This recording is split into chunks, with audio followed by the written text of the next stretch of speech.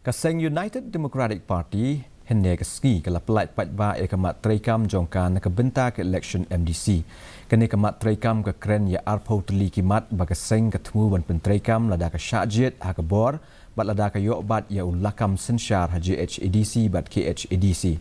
Abai kren bat working president uba Tito Starwell Khan ulapan pawe shibun teli kimat baka UDP kan pai kemat berkentup ya ke jeng penkup bor ke district council bat ban penklain ye kerokom bishar ula banjur ru halo ke jing kongsan ban ye keren halo ke jing hagi thain khaput ban kentiu ya ke roi kepar jong ke traishnong bat ban penbha ya kerokom ai ya ke trading license.